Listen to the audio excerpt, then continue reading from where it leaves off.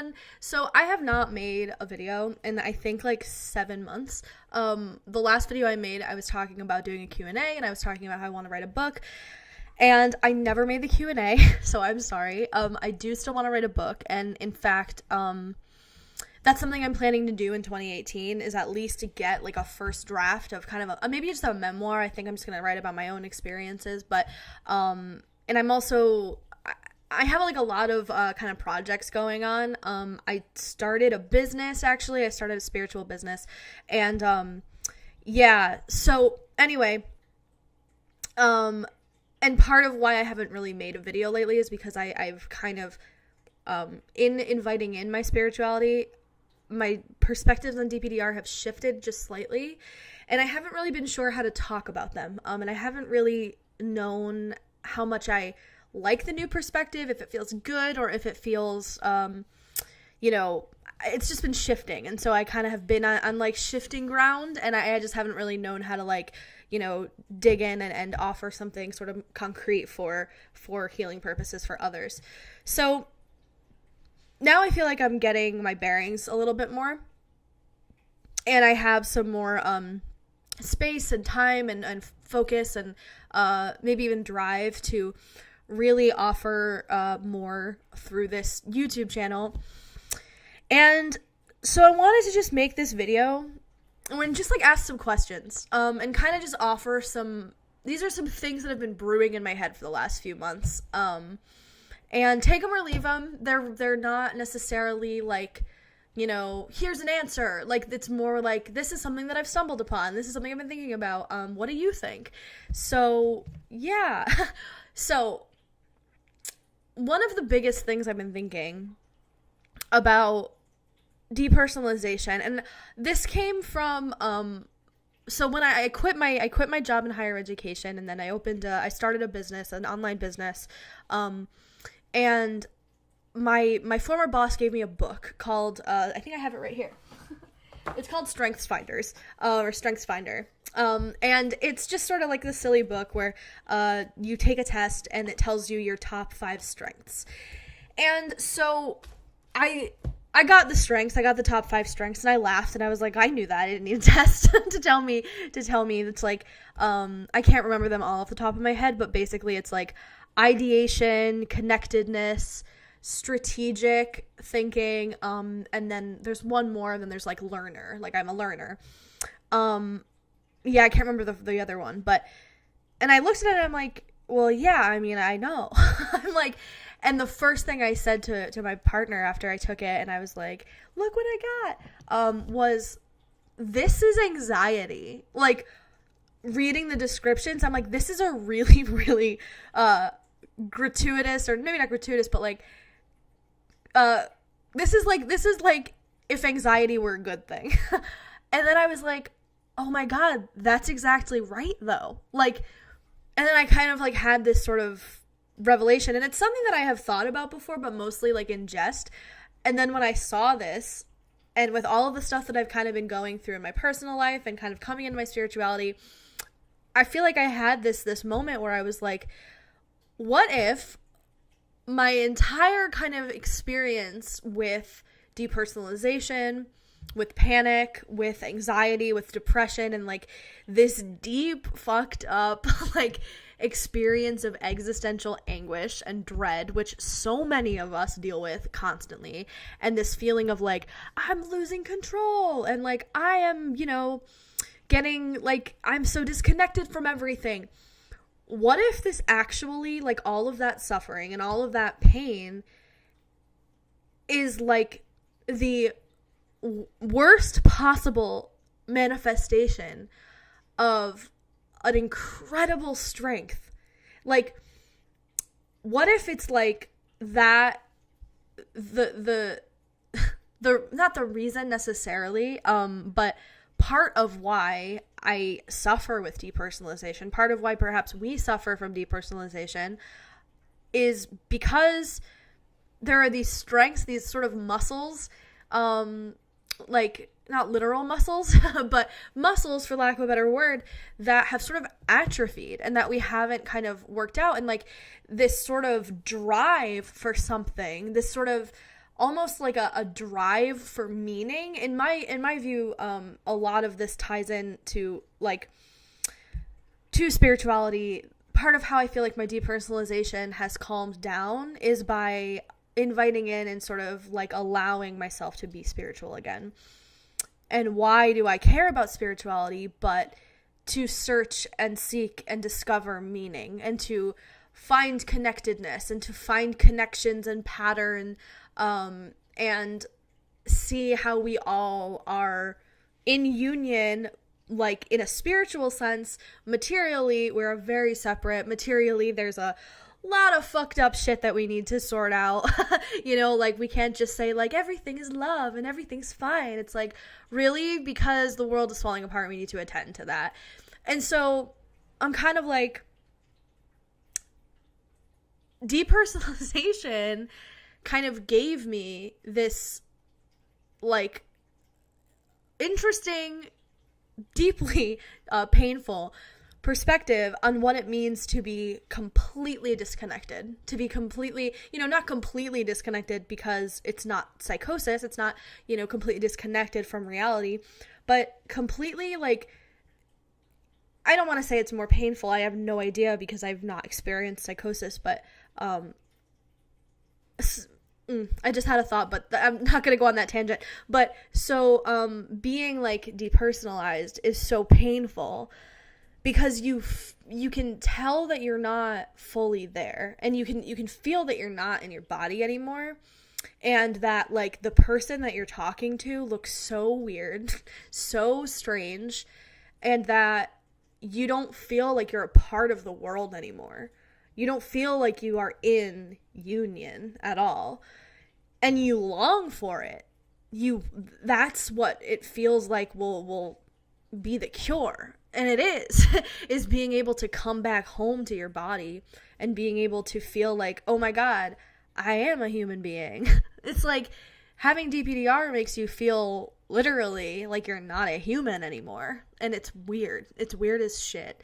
And so basically, I feel like that's having that experience is sort of a result maybe of the fact that like I haven't done a lot of like work, like my job, my environment wasn't supportive of this like drive that I have internally to imagine the world on a grand scale and to kind of conceive of the world in a really abstract way, and like kind of imagining what it means to be spiritually connected and what it means to be spiritually disconnected. What does it mean that we have consciousness? Like, what is consciousness? What is it like to be unconscious? Like all of these questions that I didn't have space to explore, so they just kind of festered.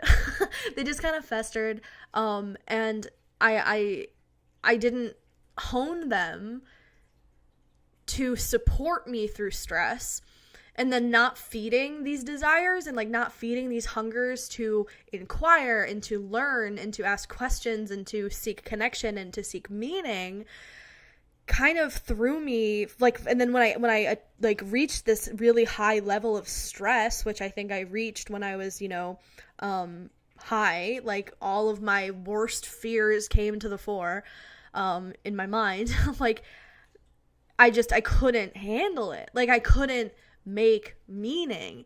My brain is sort of wired to craft sort of a meta narrative. In some way, I think I'm sort of just a natural like storyteller. I never really had or found the opportunity to foster those parts of myself. I couldn't feed them properly. And then I fell apart. I fell apart because I was trying to make sense of everything that was happening, but I didn't really know how. And then people would say like, you're thinking too much. You're thinking too much. You're just overthinking it.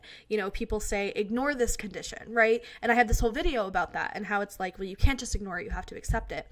And I think that for people that deal with DPDR, we can't just ignore this. We can work to accept it, but part of why we can't just ignore, and why we can't ignore this pain, and we can't ignore all of the questions that pop up and the sort of like endless rumination, is because our brains want to think. Like, our minds want to inquire, and we haven't really done that. Like, we haven't really had the structured space, whether it's in school, whether it's just like in our personal lives, like whatever, as a hobby, to kind of like philosophize. Like, we haven't really been trained in how to like let our brains kind of like ask these big questions without making us like feel nuts. Yeah, so that's just something I've been thinking about, and I don't really know if it makes a lot of sense. It's certainly not like the reason that we have depersonalization, and I don't think that that's true, but I guess the baseline, like at the root of what I'm saying, is I have a question, and that question is, what strengths about our minds and our personal ways of, or like our individual ways of being a person that has special qualities and characteristics and skills to offer to the world, what strengths and skills are actually revealed by depersonalization disorder? And I think the answer, or even by excessive anxiety, and I think that the answer lies in this capacity to really, really be a quick thinker, to be an abstract thinker. And I'm gonna tell you, like look at society right now, okay? It's kind of a mess. First of all, it's a mess. But second, like, there's not a lot of space for people like that. We kind of do this thing where we like elevate that kind of like smart, like, big picture, visionary thinker. Like, I feel like there's a visionary kind of aspect that can come with depersonalization. It's like being a visionary, like, in hell. It's like getting, like, the visionary aspect completely turned on its head. But at the same time, we punish people who go against the grain, who ask too many questions, who can't like get down to brass tacks and get down to business and stay organized. We don't like that. And yet we're like, we want to be Elon Musk. It's like, okay, well, you're not going to be able to do shit like that. We're not going to be able to have thinkers like that unless we create supports in society where those kind of skills can be honed and fostered and supported. So, we're not all going to be Elon Musk. I certainly don't want to be. In any way, I don't want to be Elon Musk. But I do think that there's a way that maybe his brain works, maybe like the questioning and the curiosity and the capacity for abstract thinking and the desire to learn, the desire to inquire and seek patterns and, discover. All of that, I think, is actually inherent in who we are as people that suffer from this condition. And so I think my dream, like my vision, speaking of visioning, for what could be with healing from depersonalization disorder, first, of course, you have to, learn the practical sort of skills to cope with the pain of this condition and to understand what trauma underlies this condition. In many cases, there is trauma. And, build those skills, heal in that way, in a really practical way, but then take it up another notch and say, okay, now that you are no longer suffering and you have the space to exist and be, what can you do with this? What can you do with what you've learned? What can you do with what qualities of yours, like what qualities of yours came through and kind of shone through, even though they may have been painful and even though they may have been your worst enemy? What strengths do you have? And how can you tie that into your life's work? You know what I mean? So, yeah, that's what I've been thinking about recently. And I kind of just wanted to talk it out. And I haven't really talked about this, so I'm sure in many ways, that made no sense. But yeah, so thanks for watching. I'm curious what other people think. And I'm gonna go do some work, because yeah, I opened a business. I started a business, so I'm gonna go do that, and I hope that you're well, and I hope to make more videos. I hope to do a lot of things. I definitely am wanting to write a book, and if you're interested in like seeing what I do, like what my business is, it's thefirebrandwitch.com, but I have a Patreon, and part of that Patreon, I ask people to support me so that I can write the memoir for DPDR. So if you find, some sort of helpful, tips or wisdom or something about for my videos, and you'd like to support me, feel free to, pledge on Patreon and become a patron, and that money is going to help me to survive so that I can produce more content, produce the memoir that I hope to be out by like 2019. Yeah, so that's patreon.com/thefirebrandwitch. And I hope that you are well, and thank you everyone for the comments. Like, honestly, like getting, and I said this in another video, but like getting comments on my shit, it'll pop up on my phone from time to time, and it makes me feel like, fuck, first of all, why am I not still making videos? Second of all, like, okay, like I have a purpose for being alive, and this makes me feel better even in my darkest moments. So thank you. Yes, and I'm gonna end this now. So take care.